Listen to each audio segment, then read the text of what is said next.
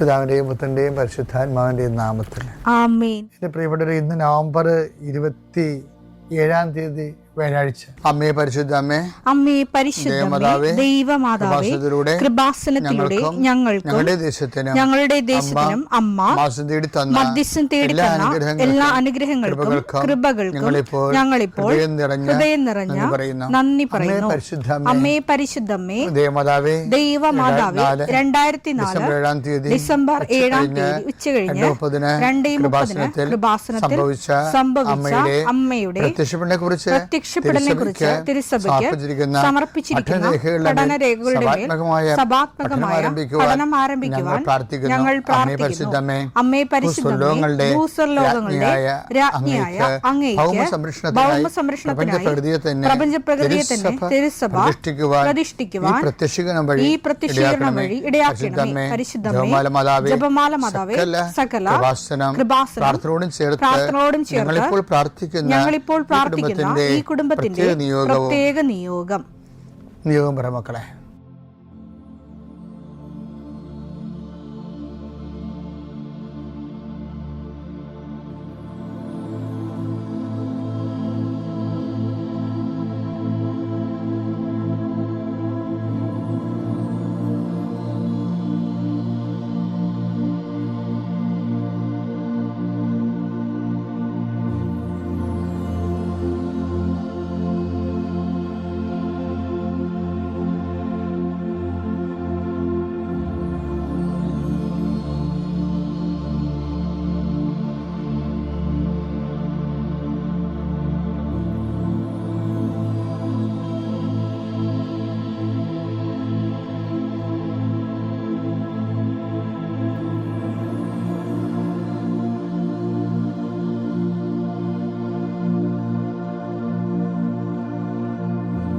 അമ്മയുടെ പ്രത്യക്ഷീകരണത്തിന്റെ ഈ അനുഗ്രഹവേളയിൽ ഞങ്ങൾക്ക് സാധിച്ചു തരുവാൻ കനിയണമേ. ആമേൻ. വിശ്വാസ പ്രമാണം. സർവശക്തനായ പിതാവും ആകാശത്തിന്റെയും ഭൂമിയുടെയും സൃഷ്ടാവുമായ ദൈവത്തിൽ ഞാൻ വിശ്വസിക്കുന്നു. അവിടുത്തെ ഏകപുത്രനും ഞങ്ങളുടെ കർത്താവുമായ ഈശോ മിശിഹായിലും ഞാൻ വിശ്വസിക്കുന്നു. ഈ പുത്രൻ പരിശുദ്ധാത്മാവിനാൽ ഗർഭസ്ഥനായി കന്യകാമറിയത്തിൽ നിന്ന് പിറന്ന് പൊന്തിയോസ് പീലാത്തോസിന്റെ കാലത്ത് പീഡകൾ സഹിച്ച് കുരിശിൽ തറയ്ക്കപ്പെട്ട് മരിച്ച് അടക്കപ്പെട്ട് പാതാളങ്ങളിൽ ഇറങ്ങി മരിച്ചവരുടെ ഇടയിൽ നിന്ന് 3-ാം നാൾ ഉയർത്ത് സ്വർഗത്തിലേക്ക് എഴുന്നള്ളി സർവശക്തിയുള്ള പിതാവായ ദൈവത്തിന്റെ വലതുഭാഗത്തിരിക്കുന്നു. അവിടെ നിന്ന് ജീവിക്കുന്നവരെയും മരിച്ചവരെയും വിധിക്കുവാൻ വരുമെന്നും ഞാൻ വിശ്വസിക്കുന്നു. പരിശുദ്ധാത്മാവിലും ഞാൻ വിശ്വസിക്കുന്നു. വിശുദ്ധ കത്തോലിക്കാ സഭയിലും പുണ്യവാന്മാരുടെ ഐക്യത്തിലും പാപങ്ങളുടെ മോചനത്തിലും ശരീരത്തിന്റെ ഉയർപ്പിലും നിത്യമായ ജീവിതത്തിലും ഞാൻ വിശ്വസിക്കുന്നു. ആമേൻ. സുഖസ്ഥനായ ഞങ്ങളുടെ പിതാവേ, അങ്ങയുടെ നാമം പൂജിതമാകണമേ. അങ്ങയുടെ രാജ്യം വരണമേ. അങ്ങയുടെ തിരുമനസ് സ്വർഗത്തിലെ പോലെ ഭൂമിയിലും ആകണമേ. അന്നു വേണ്ടുന്ന ആഹാരം ഇന്ന് ഞങ്ങൾക്ക് തരണമേ. ഞങ്ങളോട് തെറ്റ് ചെയ്യുന്നവരോട് ഞങ്ങൾ ക്ഷമിക്കുന്നത് പോലെ ഞങ്ങളുടെ തെറ്റുകൾ ഞങ്ങളോടും ക്ഷമിക്കണമേ. ഞങ്ങളെ പ്രലോഭനത്തിൽ ഉൾപ്പെടുത്തരുതേ, തിന്മയിൽ ഞങ്ങൾ രക്ഷിക്കണമേ. ആമേൻ. നന്മ നിറഞ്ഞ മറിയമേ, സ്വസ്തി. കർത്താവ് അങ്ങയുടെ കൂടെ സ്ത്രീകളിൽ അങ്ങ് അനുഗ്രഹിക്കപ്പെട്ടവളാകുന്നു.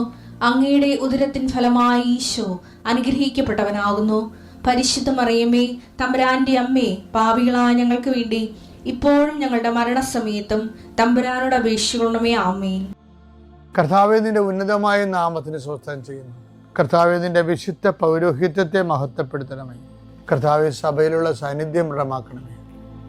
39 വർഷം ഞാൻ അർപ്പിച്ച കൃപാന്റെ യുഗതിയാൽ കൃപാസ്ഥാന ജീവനോടെ പ്രത്യക്ഷപ്പെട്ട മാതാവിൻ്റെ മാധ്യസ്ഥയിൽ അസാറിയിൽ നടന്ന 10,000-കണക്കിന് ആരാധന ശക്തിയാൽ എൻ്റെ മക്കളെ, നിങ്ങൾ ആശീർവാദത്തിൽ ആലംബിച്ചുകൊണ്ട് നിങ്ങൾക്ക് പഠിക്കാൻ അത്രയും പഠിക്കുക. ബാക്കി കൃപാസന മാതാവ് നിങ്ങളുടെ വീട്ടിൽ വരും. നിങ്ങളുടെ എല്ലാ പോരായ്മകളെ അമ്മ പരിഹരിക്കുന്ന എത്രയോ സാക്ഷ്യങ്ങൾ നമുക്കുണ്ട്.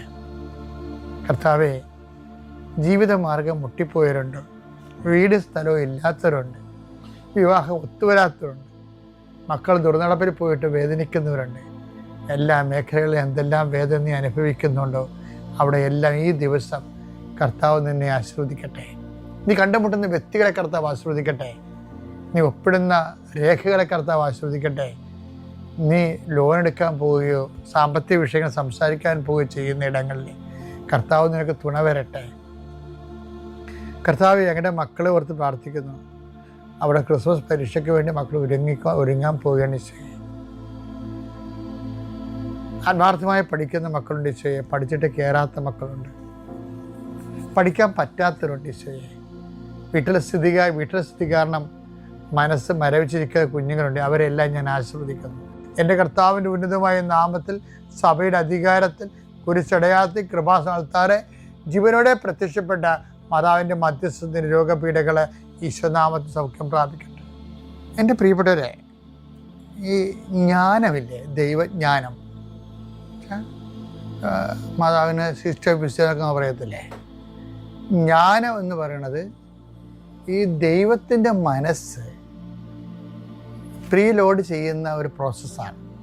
ദൈവത്തിൻ്റെ മനസ്സ് എന്ത് കറണ്ടിൽ അതിലെന്താണ് ഫ്ലോ ചെയ്യുന്നത് അത് നമുക്ക് ലൂപ്പ് ചെയ്ത് ടാപ്പ് ചെയ്തെടുക്കാൻ പറ്റുന്നതിനാണ് ജ്ഞാനം എന്ന് പറയുന്നത്. അപ്പോൾ പൗലോസ് അത് കുറേ നാൾ പ്രെയർ ചെയ്ത് കഴിയുമ്പോൾ നമുക്ക് ജ്ഞാനവരം കിട്ടും. അപ്പോൾ എന്താ പൗലോസ് പറയുന്നുണ്ടേ, ഞങ്ങളാകട്ടെ യേശു ക്രിസ്തുവിൻ്റെ മനസ്സറിയുന്നെന്ന്. അതാണ് ജ്ഞാനം എന്താണ്. 1 Corinthians 2:16 കർത്താവിനെ പഠിപ്പിക്കാൻ തക്കവിധം അവിടുത്തെ മനസ്സറിഞ്ഞവൻ ആരുണ്ട്? ഞങ്ങളാകട്ടെ ക്രിസ്തുവിന്റെ മനസ്സറിയുന്നു. ഇതിനാണ് ജ്ഞാനം എന്ന് പറയുന്നത്.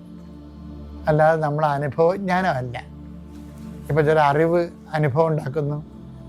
പ്രായോഗികമായി ജ്ഞാനത്തിൽ കുറേ പരിചയം കിട്ടിക്കഴിയുമ്പോൾ അതിൻ്റെ ഒരു നോഹവ് കിട്ടുന്ന ജ്ഞാനസൂത്രം അതല്ല, അത് ഭൗതികമായി. ആധ്യാത്മിക ജ്ഞാനം എന്ന് പറയുന്നത് ക്രിസ്തുവിൻ്റെ മനസ്സറിയുന്ന. അപ്പം ക്രിസ്തുവിൻ്റെ മനസ്സെന്ന് പറയുമ്പോൾ ദൈവം ആത്മാവാകുന്നു, ദൈവത്തോട് യോജിക്കുന്നവൻ ആത്മാവിനോട് യോജിക്കുന്നു. ഇപ്പം നമ്മൾ ഈ വചനത്തിൽ അധിഷ്ഠിതമായി ജീവിച്ച് കഴിയുമ്പോൾ ഒരു ആധ്യാത്മിക വ്യാപാരമാണത്.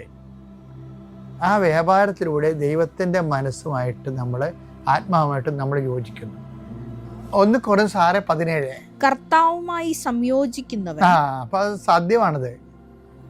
കർത്താവുമായി സംയോജിക്കുന്നവൻ അവിടുത്തോട് ഏകാത്മാവായി തീരുന്നു. അതേ ഏകാത്മാവായി തീരുന്നു. കാര്യം എന്താ വെച്ചാൽ ദൈവം ആത്മാവായത് കൊണ്ടാണ്. അപ്പം അതിൻ്റെ വിഷയത്തിൽ അപ്പം നിങ്ങൾക്ക് അത് ഏകാത്മാവായി തീരണമെങ്കിൽ ഓക്സിജൻ വലിച്ചു വിടണമെന്ന് ചോദിക്കും. ചില ആൾക്കാരിങ്ങനെ യോഗ എടുത്തിട്ട് വലിച്ചു കയറ്റിയിട്ട് കർത്താവ് അകത്ത് കയറിയിരിക്കണം എന്ന് പറഞ്ഞത്, കർത്താവ് പുറത്ത് പോകണം പിന്നെ കാർബൺ ഡയോക്സൈഡ് പുറത്ത്. അതേ അഭ്യാസം. അങ്ങനെ എന്തുമാത്രം തലമുറകളെ പറ്റിക്കപ്പെട്ട് ശരിക്കാം. അതല്ല സംഭവം. യോഹന്നാൻ 4:24 ദൈവം ആത്മാവാണ്. ഓക്കെ. ഇനി ഈ ആത്മാവ് നമ്മുടെ ആത്മാവുമായി ചേർന്നിട്ട് മധ്യസ്ഥം വഹിക്കുന്നതിനെ കുറിച്ച് പൗലോസ് പറയുന്നുണ്ട്. റോമ 8:27 ഹൃദയങ്ങൾ പരിശോധിക്കുന്നവൻ ആത്മാവിന്റെ ഇംഗിതം ഗ്രഹിക്കുന്നു. എന്തെന്നാൽ ആത്മാവ് ദൈവഹിതമനുസരിച്ചാണ് വിശുദ്ധർക്ക് വേണ്ടി മധ്യസ്ഥം വഹിക്കുന്നത്. ആത്മാവ് ദൈവഹിതം അനുസരിച്ചാണ് നമുക്ക് വേണ്ടി മധ്യസ്ഥം വഹിക്കുന്നത്. ഇനി രസം എന്ന് പറഞ്ഞാൽ ഇങ്ങനെ ദൈവഹിതം അനുസരിച്ച് നമ്മൾ ഓട്ടോമാറ്റിക്കായിട്ട് നയിക്കപ്പെടുന്നില്ലേ, അതിനെക്കുറിച്ച് പൗലോസ് അപ്പോസ്തലൻ പറയുന്നുണ്ട്. 8:14 റോമ. ദൈവാത്മാവിനാൽ നയിക്കപ്പെടുന്നവര് ദൈവത്തിന്റെ പുത്രന്മാരാണ്, ദൈവത്തിന്റെ മക്കളാണ്. അപ്പം ദൈവാത്മാവ് നയിക്കപ്പെടുന്ന വെച്ച് കഴിഞ്ഞാൽ ആത്മാവ് നേരത്തെ നമ്മൾ കണ്ട് ദൈവഹിതം അനുസരിച്ചാണ് ദൈവത്തിൻ്റെ ഇംഗിതം മനസ്സിലാക്കി മധ്യസ്ഥം വഹിക്കുന്നത്. അപ്പോൾ ദൈവത്തിൻ്റെ ഇംഗിതം അനുസരിച്ച് ദൈവത്തിൻ്റെ ഹിതം എവിടെ നിന്ന് കിട്ടും? നമുക്ക് വചനത്തിൽ നിന്ന് കിട്ടും, പാരമ്പര്യത്തിൽ നിന്ന് കിട്ടും, പിന്നെ സഭയുടെ പ്രബോധനങ്ങളിൽ നിന്ന് കിട്ടും, സുപ്പീരിയേഴ്സിൻ്റെ വഴിനടത്തലിൽ നിന്ന് കിട്ടും. അങ്ങനെ വ്യത്യസ്തമായ രീതിയിൽ ദൈവഹിതം നമുക്ക് കിട്ടും. അപ്പം അത് വഴി തന്നെ സഞ്ചരിക്കുന്ന ആൾക്കാരാണ് ദൈവാത്മാവ് നയിക്കപ്പെടുന്നവർ. ഇപ്പോൾ ദൈവത്തിൻ്റെ മക്കളാണ്. ഇങ്ങനെ വരുമ്പോൾ എന്താ വിഷയം വെച്ച് കഴിഞ്ഞാൽ ദൈവാത്മാവിനെ നയിക്കപ്പെടുന്നവർ ആ ഒരു ലെവലിലേക്ക് വരുമ്പോൾ, ലെവലിലേക്കല്ല, ആ ഒരു ലെവലിൽ നമ്മൾ ആധ്യാത്മികത ക്രമീകരിക്കണമെങ്കിൽ നമുക്ക് ഫസ്റ്റായിട്ട് നമ്മുടെ ഭാഗത്തു നിന്ന് ശ്രമം ഉണ്ടാകണം. അത്രേ ഉള്ളൂ. പരമാവധി ദൈവഹിതം അനുസരിച്ച് ജീവിക്കാൻ വേണ്ടി ഞങ്ങളെ സഹായിക്കണമേ എന്ന് നമ്മൾ പ്രാർത്ഥിക്കണം. പക്ഷേ നമ്മളെപ്പോഴും ശ്രദ്ധിക്കേണ്ട ഒരു കാര്യമുണ്ട്. ഈ ബയോ വേസ്റ്റ് എന്ന് പറയും. നമ്മൾ ബയോ വേസ്റ്റ് വായിക്കില്ലേ? ഇപ്പോൾ പ്ലാസ്റ്റിക് വേസ്റ്റ്, പിന്നെ ബയോ വേസ്റ്റ്, മനുഷ്യനുണ്ടാക്കുന്ന വേസ്റ്റുകൾ, ചോറ്, അതേപോലെയുള്ള എല്ലാ സംഭവങ്ങളും, അതായത് അലിഞ്ഞു പോകുന്ന മിനറൽസും എല്ലാം അടങ്ങിയിട്ടുള്ള ബയോ വേസ്റ്റുകൾ.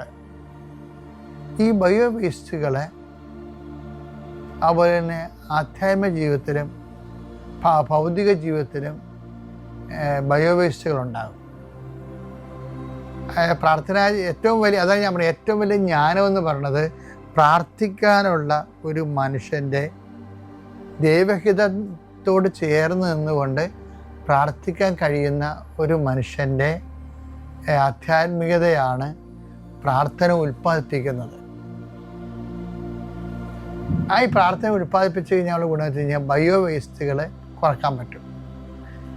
ഇപ്പം ചില ആൾക്കാർ ഒരു സമയത്ത് കട തുടങ്ങി. അപ്പം എനിക്കൊരു മനുഷ്യനറിയാം. ആ മനുഷ്യൻ ആദ്യം കട തുടങ്ങി, പീഡിയക്കട. അത് 5-6 കൊല്ലം നാട്ടുകാർ, എൻ്റെ നാട്ടിൻപുറത്തൊക്കെ അറിയാടിയാണ്.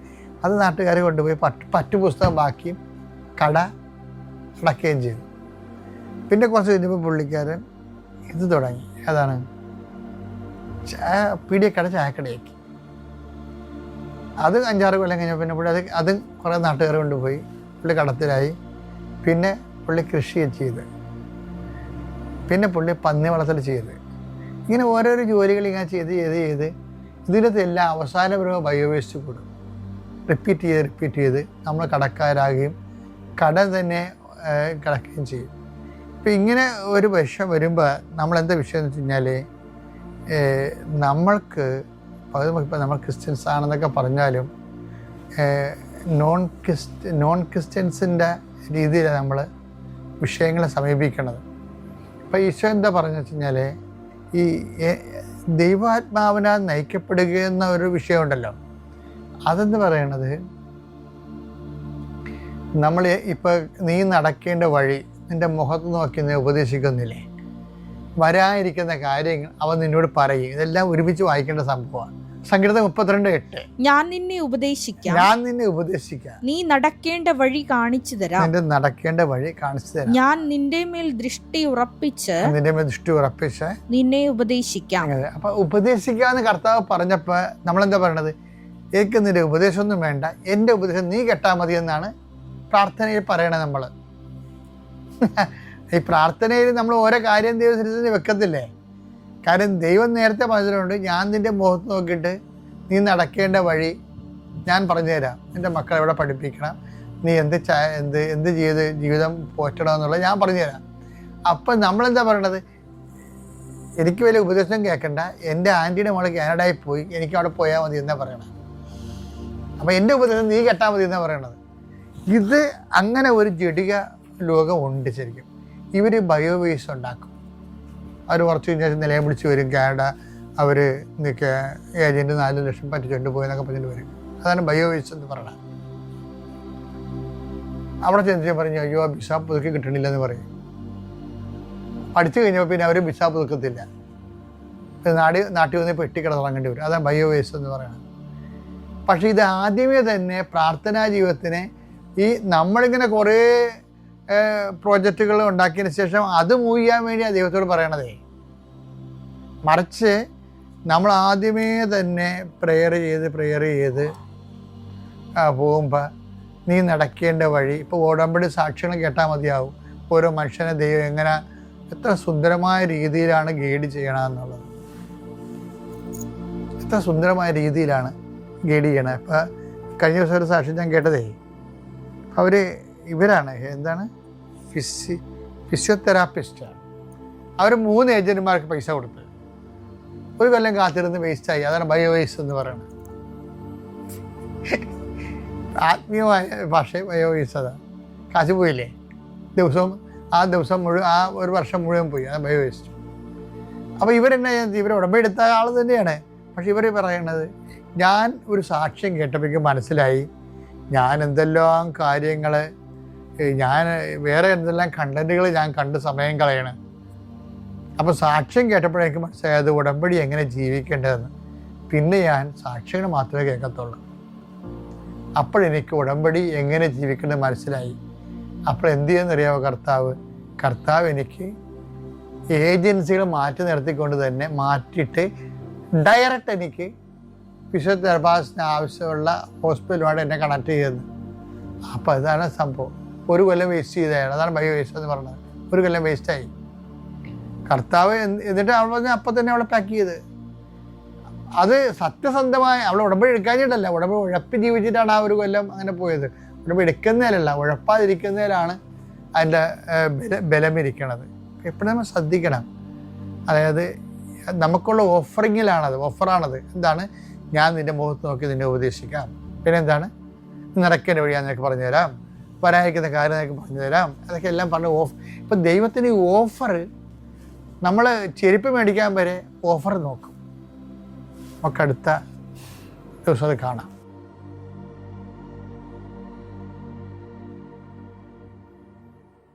അത്യപൂർവ ദൈവാനുഭവങ്ങൾ ഇനി നിങ്ങൾക്കും സ്വന്തം. ഈ യൂട്യൂബ് ചാനൽ ഇതുവരെ സബ്സ്ക്രൈബ് ചെയ്തിട്ടില്ലെങ്കിൽ ഇപ്പോൾ തന്നെ സബ്സ്ക്രൈബ് ചെയ്യുക. ഈ വീഡിയോ ഇപ്പോൾ തന്നെ നിങ്ങളുടെ സുഹൃത്തുക്കൾക്ക് ഷെയർ ചെയ്തുകൊണ്ട് കർത്താവിന്റെ പ്രേക്ഷിതരാകുക.